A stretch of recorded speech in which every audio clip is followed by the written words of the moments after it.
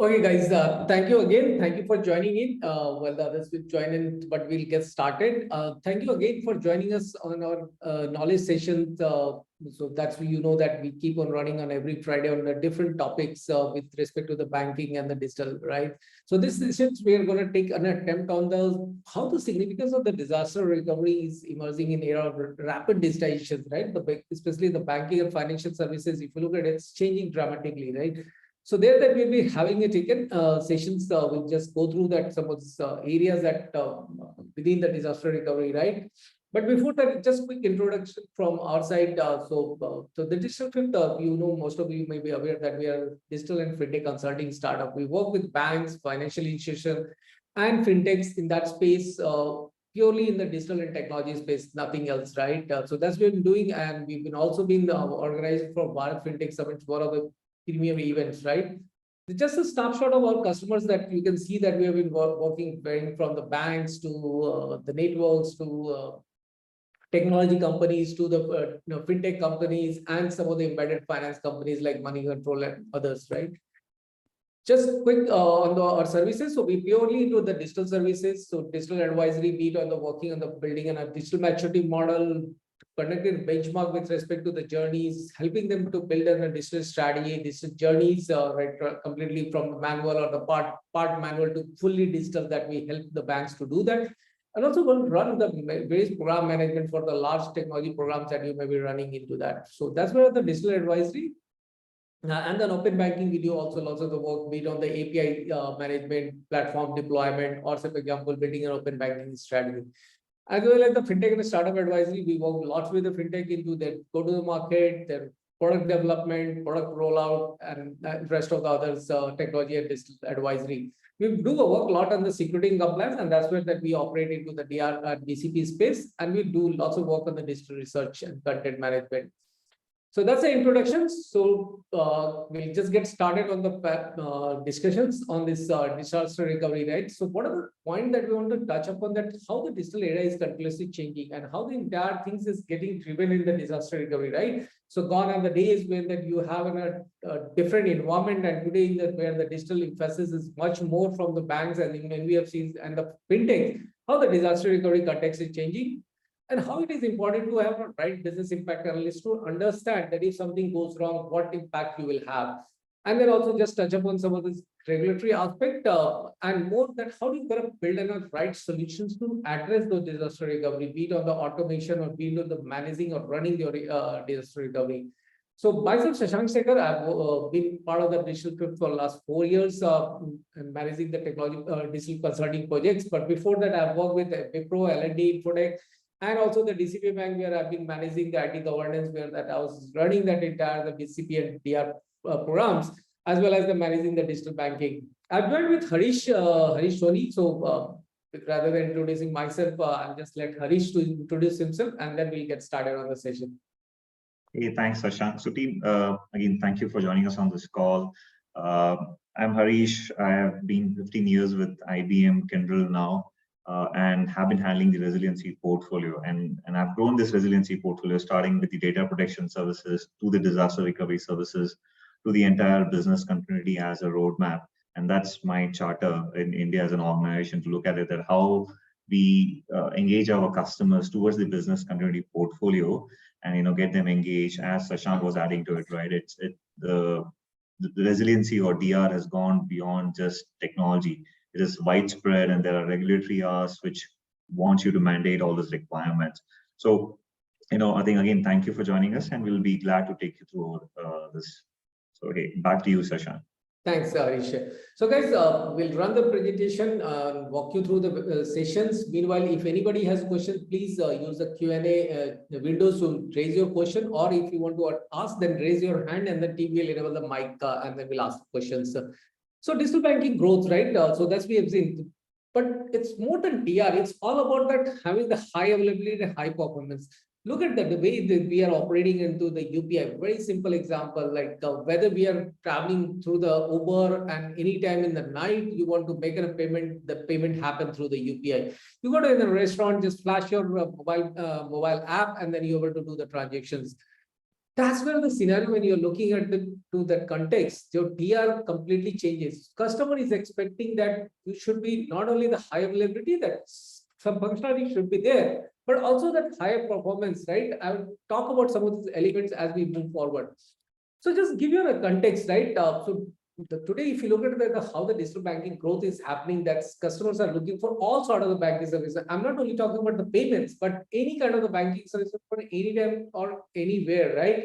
Let's look at that today's most of the, especially top 5 banks, if you pick it up in India, their digital account opening may be going up more than 60-70%, especially in the saving account context, right? Not just look at the customer downloading their app, opening an account. Now, it's not the scenario that customer is going to the branch and then opening the account. So if he goes to the branch, if something goes wrong, still he can pay.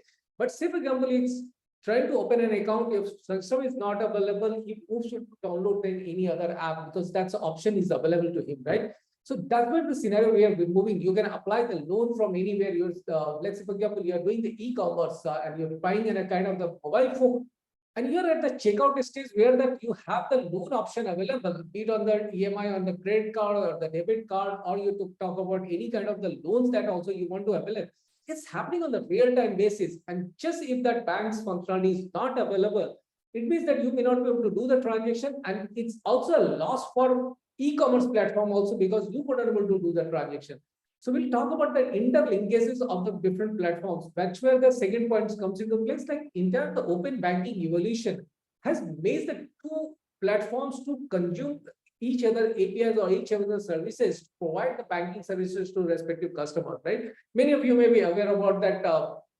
Jupiter working closely with the Federal Bank, or the Neo working with Equitas, and their platforms is enabling that account opening and facilitating entire the transaction for the respective banks. So today's environment is not about the disaster recovery impacting only the bank services, but all the allied partners that were working very closely with them, right?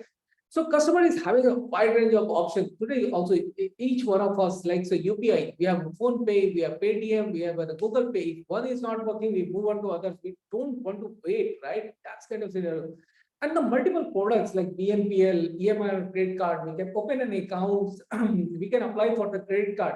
And today it's not only about applying that, we just even a leads. It's get the fulfillment. You're able to perform the entire the transactions. You go to the platform, apply for the credit card, you're able to book the credit card, and the virtual credit card is already there on your app.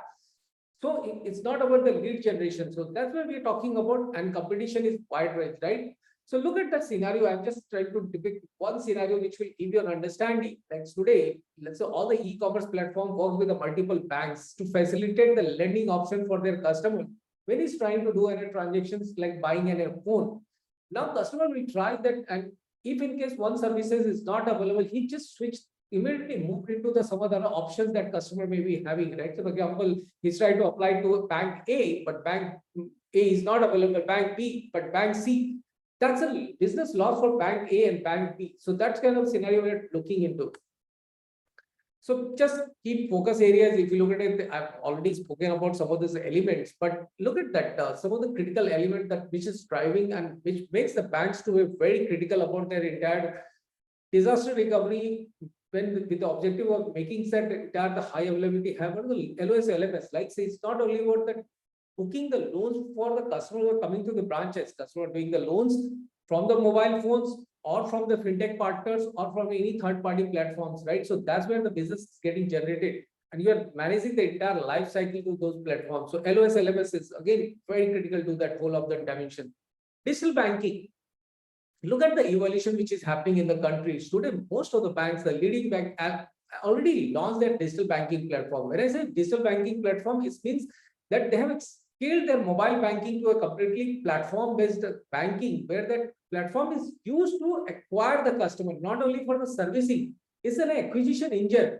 And the servicing also, look at that most of the services which you can avail from the branches are available on the mobile. So it's completely digital banking platforms. Like, say, for example, ICICI iMobile Pay, SBI YONO, or say, for example, InstaBiz from ICICI for the business side of it, or AU0101, Kotak 811. These are the classic examples which are being used as an acquisition engine.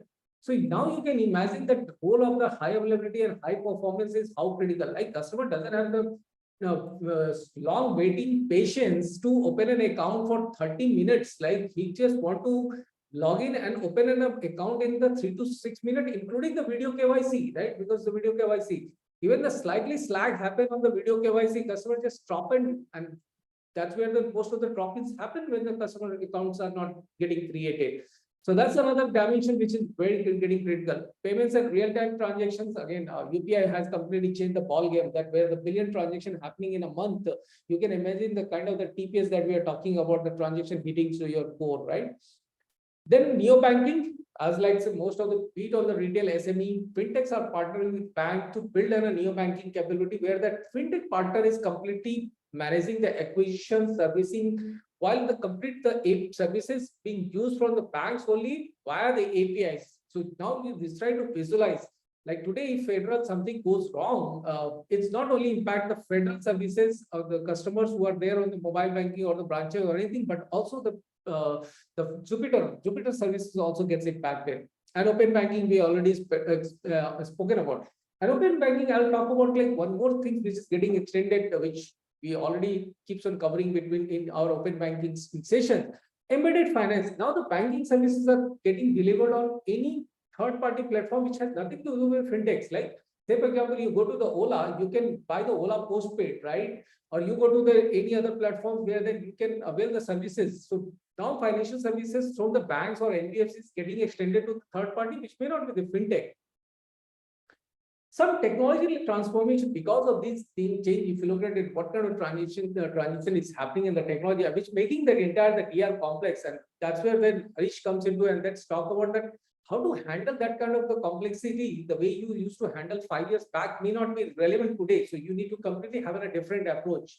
So let's say we have entire that standalone your data center, on-premises data center, 6 years, which we was there. Now it's a cloud hybrid on-premise combination. Like yesterday, we were talking to one of the bank team, and they have the multiple clouds. They have that their own data center.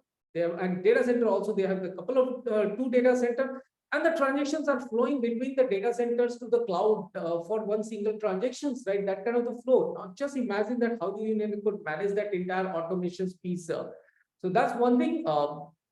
Now already spoken about the open banking and the partnership of banking as a service. So now there are platforms like Yap or Decentro kind of things, which are the intermediary, which are coming there, working very closely with the banks, bringing the bank's financial services, banking services through the API and making it available to the third party. So try to visualize that you have bank, you have intermediaries like the BaaS players who are providing the banking as a service as a player, and there are fintech consumers. So there are three entities.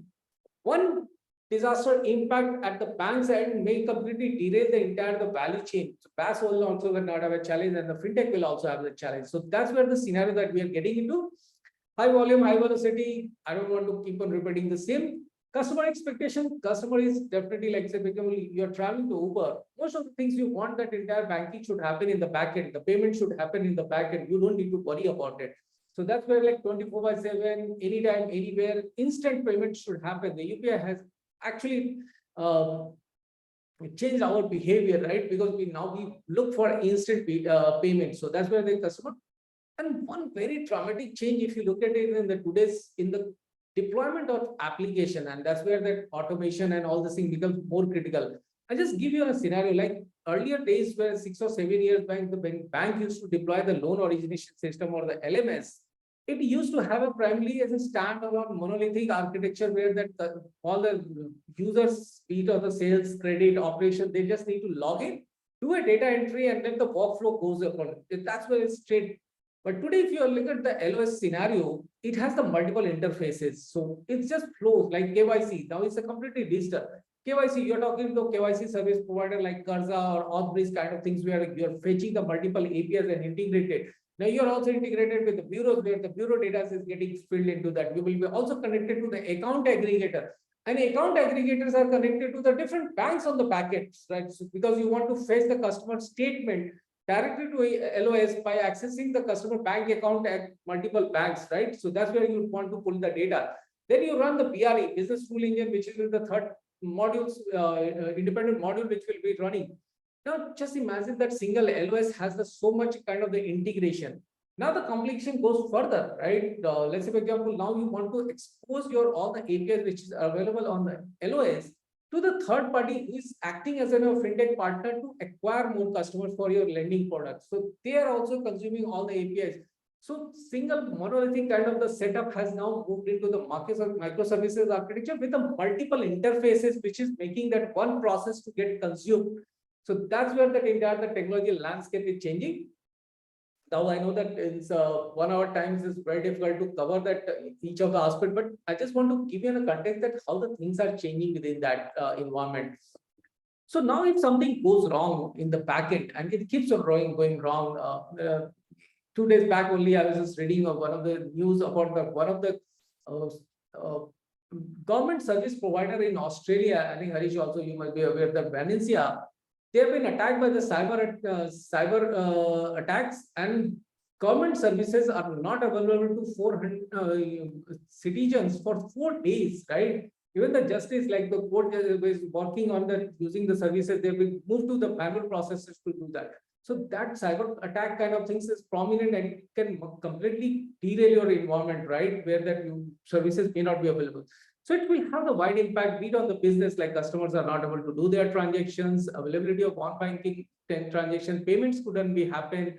Branches may not be able to operate because branches will be trying customer keep on flowing and they need to serve their requests. So that could not be happen. Customer definitely is a major impacted party because ultimately we are responsible for managing their accounts, managing their money and all these things. So in case if they are not able to access the money, it will be completely disaster for the customer perspective, right? And it can lead to dissatisfaction. And today, because as I was talking about the customer choices, today you can just download any app, mobile app for most of the leading banks, and you can open an account and you can move in money.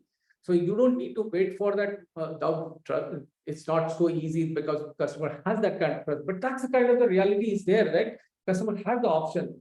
Definitely, you will have the regulatory impact much right because regulatory regulations is very tight. RBI looks at that environment, like you would have seen that incident in the past where the certain banks, the large banks, has not been able to perform the services and the high performance customer had the discontinued disruption on their channels as well as the card. They literally impose the penalty to stop onboarding, stop delivering the certain products unless until they're able to scale their platforms to meet those high performance demands. So that's where the regulation is getting very tight. Partnership, definitely, since now as we are moving into the partnership where that banks are working with multiple fintechs and the third parties, right? Account aggregators, KYC providers, and all these things, everybody gets impacted into that. And subsequently, their business also gets impacted. Financials, undoubtedly, like say, if you're not able to open an account in the certain points, chances are high that that customer may not come back if the customer has any need for to open an account. So that's straight loss for your business. Earlier, customer could wait, right? But today, because of the options there, he may not come back to you, right? And if you're not able to provide on the timely response, then definitely. So those are the challenges are there, and that's directly lead into the financial losses, right? And not only that, because if you're not able to manage the DR better and disaster has happened, then definitely you have a challenge of the reconciliation, loss of the money and all the things.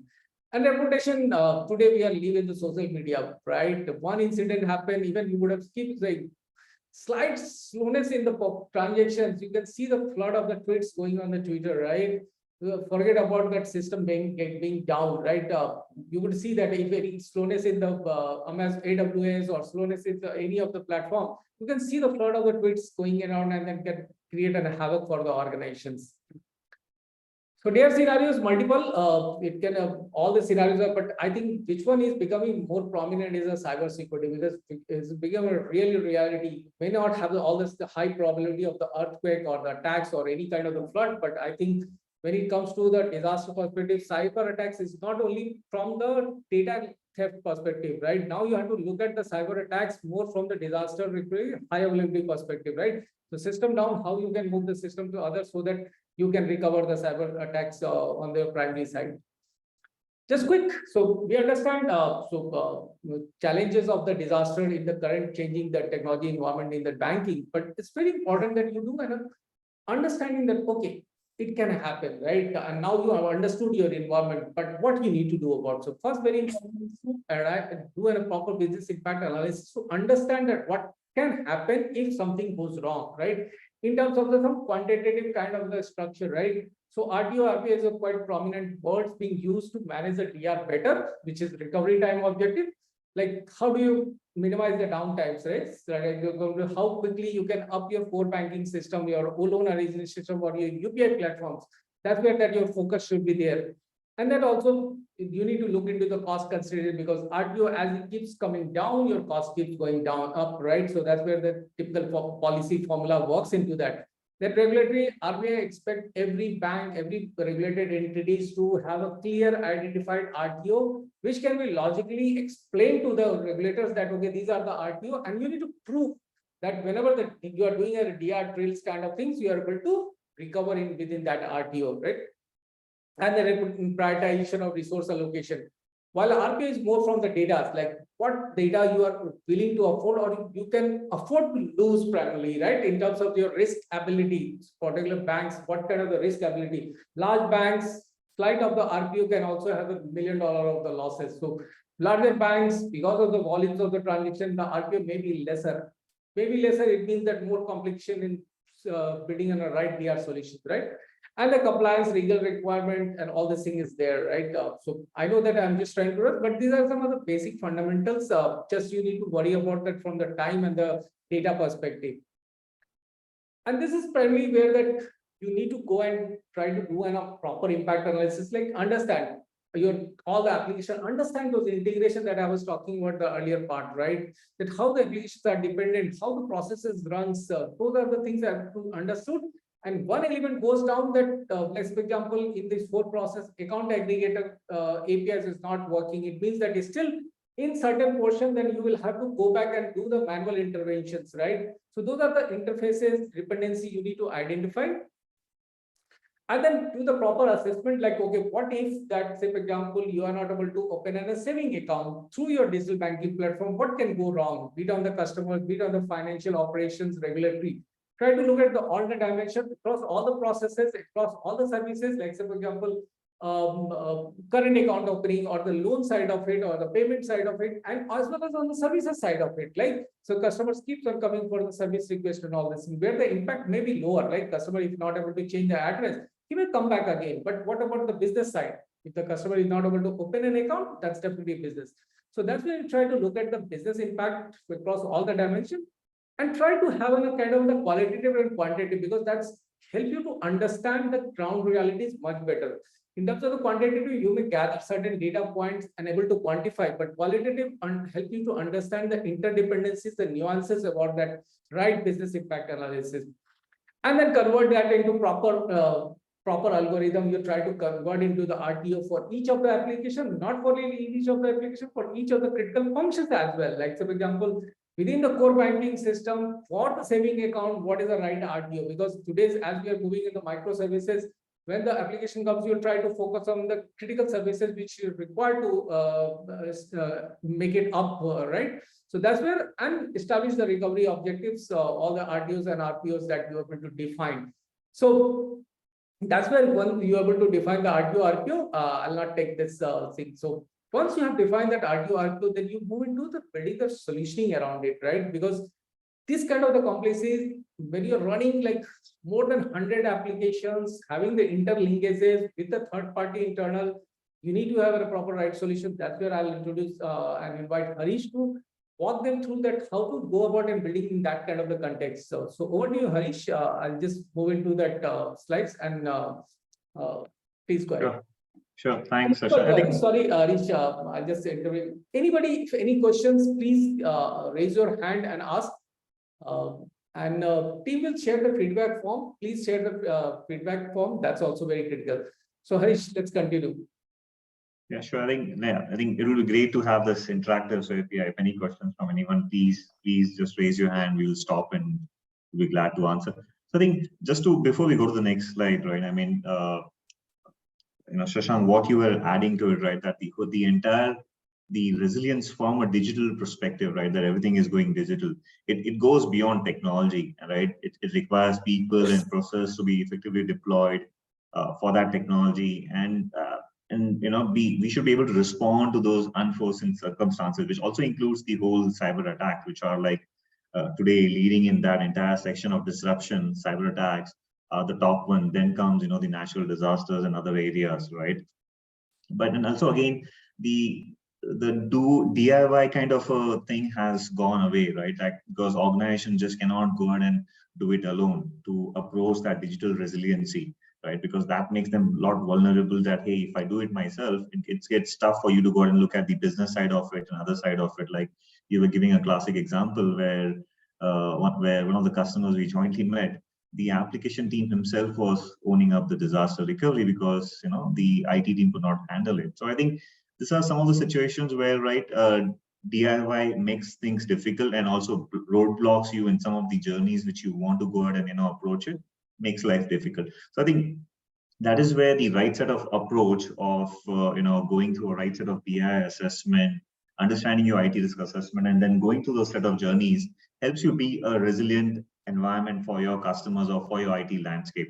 So I think we'll go next slide. Hey, thanks, Sashank. I think this is a slide which Sashank captured it very well. I think he was talking about the entire complex IT environment, the whole on-prem to cloud, hybrid cloud, multi-cloud. I think the entire endpoints is just getting complicated as it wants, right? Like and the critical part of it, which Sashank was adding, the timeline. So let's say example, if you're not able to make a payment through one app, you quickly switch over to another app.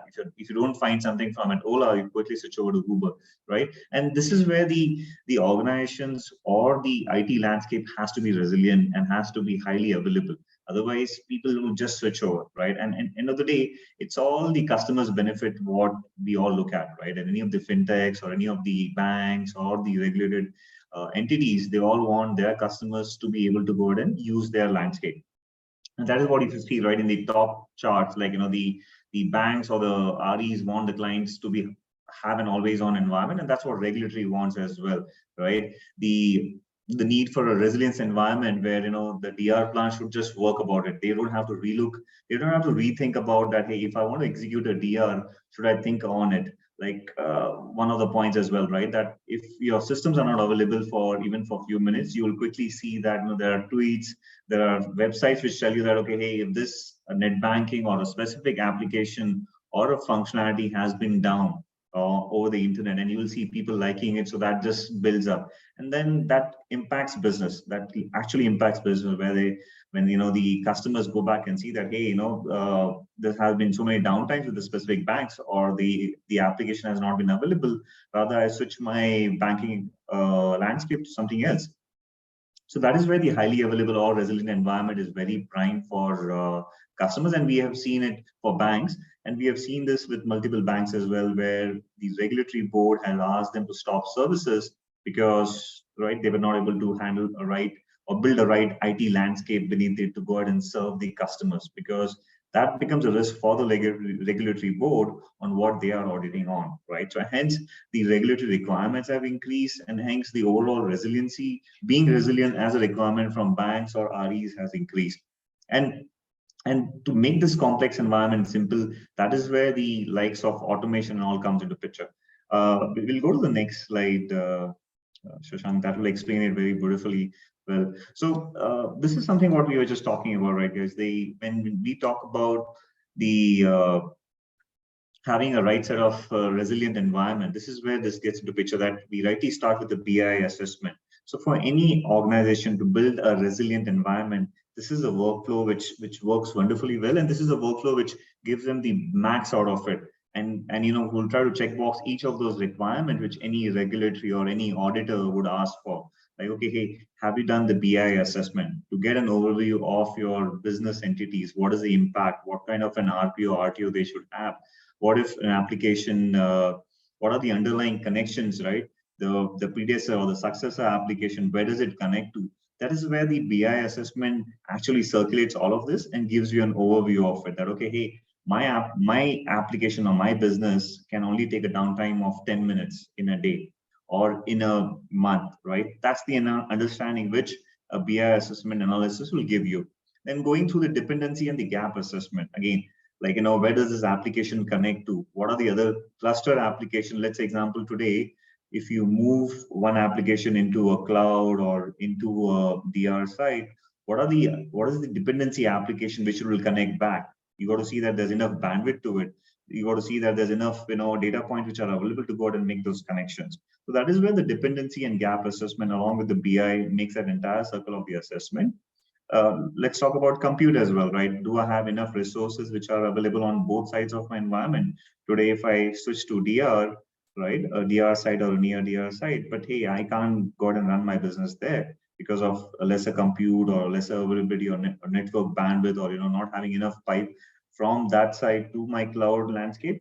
You will not be able to execute your business, right? You will immediately have to go to switch back. So this is where that gap assessment or the BI exercise helps you to complete that track. And then reviewing your run books. So one of the critical item is like, let's go ahead and review the run books. How do you go ahead and execute that DR? How do you go ahead and approach to it? What are the components to it? Which are the parties involved in it? What kind of steps they are executing? That gives any consultant an overview of what's happening in that landscape, right? So that's where the next phase is review the run books. Then comes the automation tracks, because you just can't really jump to an automation without doing the earlier three cycles, because you do automate something. You can go ahead and write automation step or a script as well. But hey, why exactly you're doing it? How much of bandwidth do I need to go ahead and give that automation to? What is the weightage of step 2 number versus step 1? This is where that all that feedback comes from those earlier three exercise, and then you'll be able to automate it much more better versus just going ahead and doing any automation in the first step. Now, when it comes to automation as well, automation is not just about like if there are multiple steps in run book, right, where you want to go ahead and execute your DR. It includes your application, it involves the entire IT landscape team along with the application team. So you got to see that all of those steps could be automated or could be executed in a flow. When you go ahead and plan a cluster, right, like you want to go and move the core banking on your other site. So you got to see that how you do that, right? And that's where the cluster workflows or the cluster automation comes into picture. Then comes the other exercise of having a consistency management. Now, consistency management is about, hey, I have automated my application or my DR end to end. Now I have a challenge where my DR drills would fail because, so when you do an automation, you'll be able to achieve an amazing RTO, right? Like we have seen, customers who have been able to automate with the automation, they've been able to achieve almost a 60% reduction in their RTO times. 60% reduction in their RTO times when do go ahead and integrate into the automation into picture. Now, but the next phase, which is the consistency management, brings their execution down or brings their confidence down. Well, I have automated, but I see that somebody applied a patch and I did not apply it on the other side. There are some firewall ports which is open on this side but not open on the other side. Certificates have expired somewhere or the other.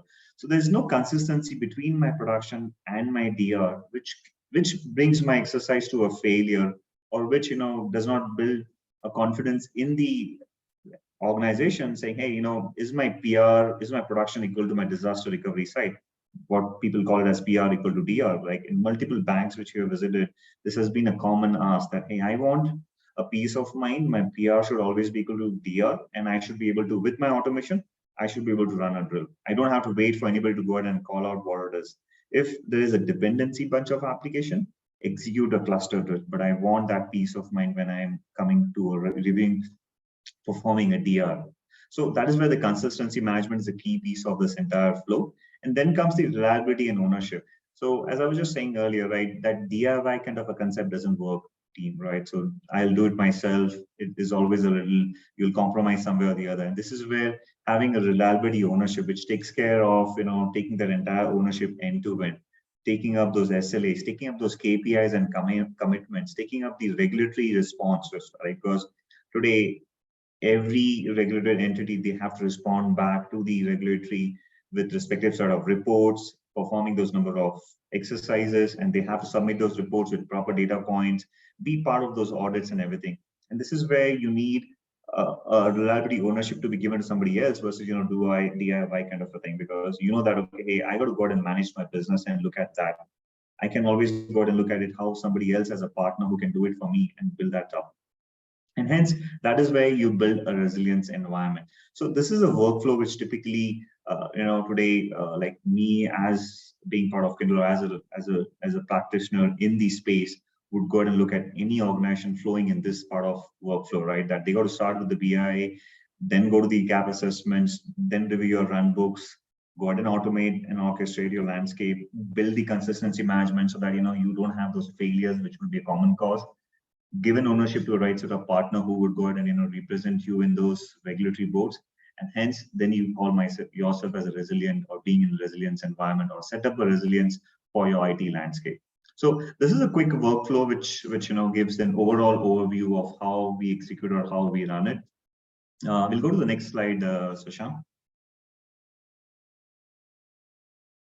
Sure. Harish. Meanwhile, again, request anybody if has a questions, please ask the questions or raise your hand, and then we'll enable this mic. And also, the team has already shared the feedback form. Please share the feedback form. Those share the feedback. Will share back the deck with you. These presentations with those participants who are able to give the feedback. Feedback always help us to keep on improving, right? So please share your feedback. That's very critical. And meanwhile, keep on asking questions. Yeah, thanks. So, Harish. Sanjay raised his hand, so I think he has a question. Yeah, so maybe Sakshi, can you just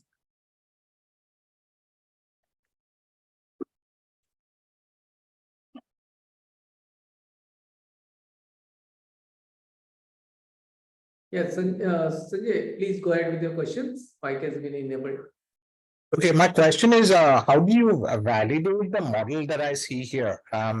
I see that from a consistency management perspective, it then moves to a reliability of ownership and towards the end goal of resilience. But where does the validation of all that you have here comes into play? So when it comes to the validation of it, the validation is at each of those phases, Sanjay. So when you do a BI assessment, there's a validation going back to your business team, going back to your IT team, doing that assessment and doing that validation. When you go ahead and review your run books, you're actually connecting with your BCP team or your DR team and reviewing those run books and doing that validation. Hence, then you go into the next phase, which we exactly call as the automation. That's the validation phase there. And when we come to the consistency management, since you have automated now, right, you know where exactly my things are failing. So consistency management can actually come before the automation as well.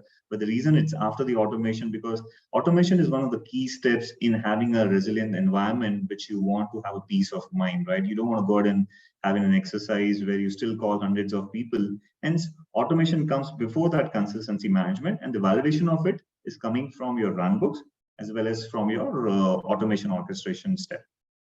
So this is the validation steps from those perspective, and reliability ownership is the overall validation of, like, when you have done those commitments in the BI exercise that, hey, I'm going to maintain or not maintain, my business needs this much of an RPO and RTO. That's what I'm going to go ahead and do in my orchestration automation step. And that's where the reliability ownership comes into picture. That, hey, whatever I've worked on this entire exercise or flow, that's the commitment what I need from you as an ownership. So that's how the flow is, Sanjay. Hope I was able to explain. No, you absolutely fine. Thank you for that, Harish. But just a secondary question to that. So once this life cycle is complete and then the testing of it, is there an automated flow for the testing as well, or would that have to be an actual saver to validate the full life cycle and availability resilience? Testing is part of it. So, like, as we all know, we do disaster recovery tests or drills, what we call is basically to build that confidence and do those tests. So testing is an integrated part of this entire exercise, Sanjay, right? It goes from every phase of it. Testing is part of it. Testing is part of it. Thank you, Harish. Thanks. No, any other question, guys? Fine. So let's move. Yeah, thanks. And this is a quick architecture, right? This is just an architecture to show that how a complex environment could be like, where and think about this primary side and DR side is nothing about an on-prem environment. Think about it, could be a hybrid, could be a multi-cloud as well, right? Where you want to go ahead and have different set of replication levels. Now, today we all know, right? Every standalone application or standalone IT hardware has its own set of replication involved, right? So you could do it at storage, you could do it at a third-party tool like Zerto or Carbonite or others, right? Then you do your database level replication, which is at Oracle or SQL or others. So this entire landscape is just becoming complicated, right? And then you have your DR side, you have your production side, then your underlying hardware, which could be a virtual, which could be physical, which could be your appliances or a hyperconverged environment. That's just making complex, right? And then that's where example, what I was just explaining before comes into picture, like, the DR orchestration or the automation or managing that drift between those entire landscape. So what I was just presenting earlier, this is just a slide of an architecture layer of how it looks like when it comes to an high-level architecture of the same landscape. So we'll go next, Shashank. So this is a quick overview of the resiliency orchestration automation solution we were just talking about, right? I think in the entire flow, we saw the orchestration automation piece in the picture. And this is where what we use, or we call it as Kindle resiliency orchestration, right? That helps you in doing the DR orchestration and automation, right? And what are the key components of a resiliency orchestration? You want your workflow to be provisioned. You want to have a dashboard view of your RPO and RTOs. You should be able to do a dry run. So a dry run means, before I perform a drill, or before I invoke a DR, how confident I can see that, okay, all my steps are in place. So you don't do a dry run, right? A dry run report will tell you, okay, hey, whatever workflow you have configured, all the steps are working fine. Please go ahead and run it, right? That's a dry run, which you can run on a regular basis just to see the confidence of your DR posture. One-click DR automation is all about like a single click, move the entire landscape to the other side. Whatever is configured, automated would go ahead and flow on the other side. One click is again used from your cluster perspective, where it's not just the core banking, the application linked back to the core banking. If I want to create in a cluster and do a one-click automation, that's where the one-click automation comes into picture as well. And the reporting part of it, right? Reporting which would be shared to your auditor, reporting for your internal, that's the entire bundle of it. And along with that resiliency, or along with that DR recovery automation, I think what Shashank was also talking about, the cyber attacks, right? Now, what are the core components needed for a cyber recovery solution, right? Like today example, if banks or anybody wants to go ahead and protect from a cyber recovery solution, they again look at orchestration and automation. Orchestration automation is the point that if I have a situation, I have an attack, right? My landscape is down and I want to recover. If I build a solution, I have to recover it. Again, I don't want to recover it one by one manually. I want to go ahead and recover it in an automated way, where I will say, pick my application from this date, pick my database from this specific date, pick my, the other workload from a specific date, bundle all of this, go ahead and recover my landscape, right? That's when an orchestration automation means about having an air-gapped environment, because you cannot have a landscape or an environment which is exposed to a traffic 24/7. You got to see that this environment is isolated. Once you have written that specific set of data, which is key for your recovery from a cyber attack, go ahead and air gap it, right? Having a reporting, having an immutable storage or a functionality, right? Because immutability is needed so nobody can tamper with it, right? Today, what we have seen is in this cyber attacks, the first system being targeted is your backup server, right? Because they don't want you to be able to recover from it. End of the day, if you have a cyber attack, your DR is also not accessible because of your asynchronous replication or your synchronous replication. Things just flow on the other side. So you can't even use your DR when it comes to a cyber attack. Hence, that is where you need an isolated, immutable copy of recovery, which you can go ahead and recover with confidence from. And then the data verification part of which comes from your AI, ML, or malware scanning, right? Which is again an additional set of actions which you do to go ahead and see that you can recover your system from a cyber attack. So what we do is in that resiliency orchestration, you have the DR modules. You also have the cyber recovery model, which integrates with your data movers like Veritas, Veeam, Dell, and others, and go ahead and build the automation part of it, builds the data verification part of it, and helps you build a cyber vault, which is a clean room required in case of a cyber attack. So this is where the resiliency suite comes into picture, right? Recovery from not only from DR, recovery from cyber attack and all of those threats. Hence, we call it as a complete suite versus just taking care of only DR from those specific use cases. We can go next on Sushant. Yeah, I think I just want to share like why Kindle for the incident recovery services, right? I mean, I would not talk much, but again, from our IBM days, the GTS that was spinned off into Kyndryl, resiliency has been a strong pillar for us, right? From that time, during our GTS days, we have a workforce of 10,000 plus people, 450 plus patents just in the resiliency workspace. And it's a worldwide team, right? And we look at the entire landscape from a data protection and recovery perspective. That's our core bread and butter, what we do in this team. So I think that's just a quick overview of what we do from a Kyndryl resiliency recovery process. Great. Yep, Sasha, I think you want to add to the compliance, because that is where the major picture comes in. Yeah. Thanks, Harish. Thanks for giving a quite good view on the automation and why it's critical and how to build about it. So, guys, any questions? Please do ask. And those who have shared the feedback will be happy to share the presentation with them. So, please do share your feedback. So before that, we just close in. Just want to give you the compliance perspective. And as I was saying, the regulatory is becoming very complex and very critical to the entire financial services sector. If you look at it, in the last couple of years, we've been seeing a different level of the regulation coming, which is continuously emphasizing on the right business continued DR, like the recent IT governance outsourcing of IT services, which came somewhere in April and which is mandating it by October. It's also emphasizing that what are the partners that you are having that make sure that DR is rightly being set up for the partners also, because their service impact may have a direct repercussions on your ability to deliver financial services. So let's look at some of the dimensions, like it's asked for that having the right business continuity plan and the DR, right? Then define a proper RTO and RPO. So that's you need to do a proper business impact. And I've been there in the banks and I've gone through the different audits. They try to look at that, how you have arrived those RTO, RPO, and is there a co-linkages with the real impact that you have. You can't, they say that, okay, create a paper and say that, okay, these are the RTO, RPO. Four guys are sit in the room and then say that, okay, this is the RTO, RPO that will go and then present to management, and then it doesn't work like that. So you need, and that's why it's also forget about the regulation for you to also understand that why it's very critical that you recover the application in 30 minutes, 15 minutes, whatever the time that has been agreed. It's very critical, right? And you'll make all attempt to recover. If it's on the paper without kind of some kind of the guesswork, you will never be able to recover that 30 minutes, because that empathy may not come for you, because once you are building the solutions, and that's where the regulators are continuously emphasizing to do a proper business impact and do the right right.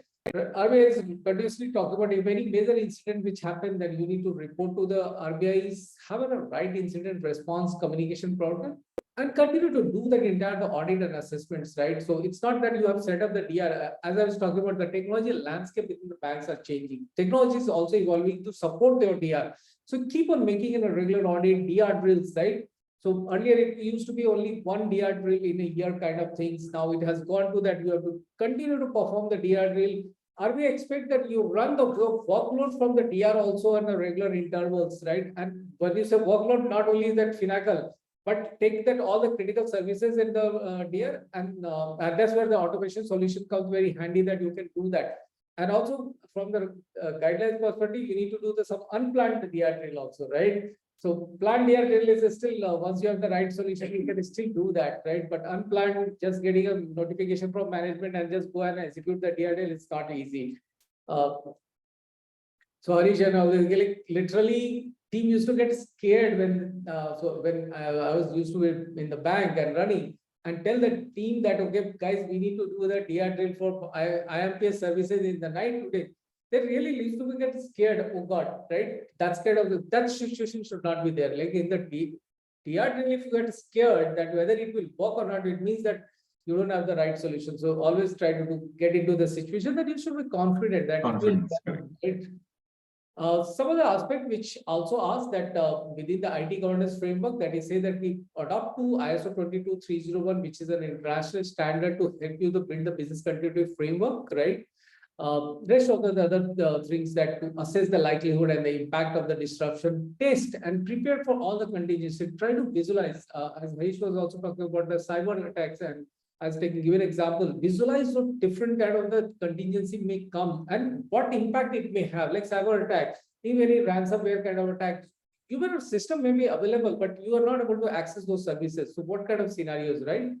And the same way then the DR, some of the guidelines like have a proper DR architecture, build those procedures, the recovery run books and all these things, automation, continuously keep on performing the DR drills, continue backup of the data, put up on a right location to resume the operations, right? And look at the scenario of the non-zero RPOs, right? Sorry for mistake, right? So non-zero RPOs kind of scenarios, right? And that's where when you said non-zero RPO, where that RBI is emphasizing having a near DR also, right? Near DR where that you can continue to replicate your data without losing a microsecond of the data also.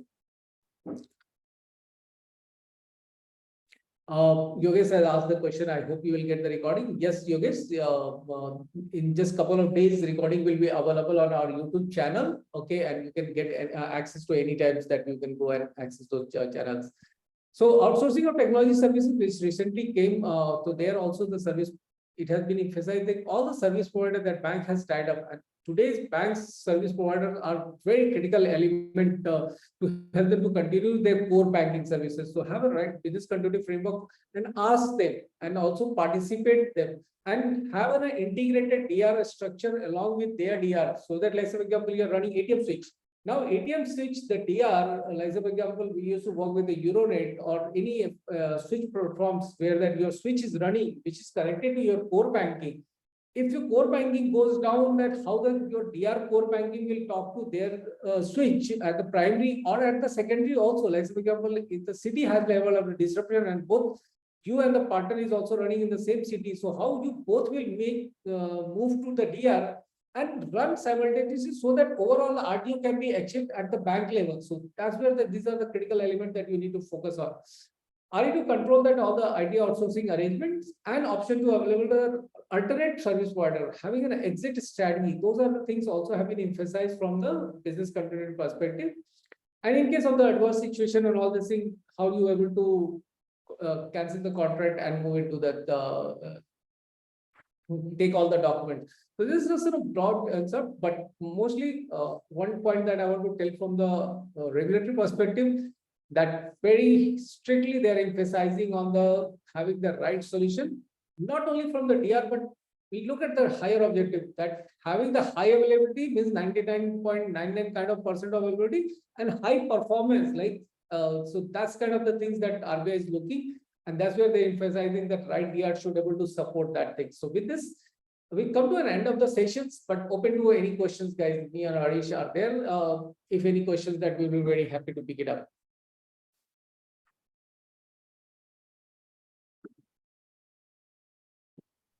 Prashant, just to add to a point, yeah, what you were just talking about the near DR, I just want to add to a point that when we talk about the automation or orchestration, it has to look at that landscape as well. That hey, it's not just like working between the production and the DR, especially for the banks who set up that near DR. They need to also see that how that could be part of this entire DR activity or a DR invocation if required to.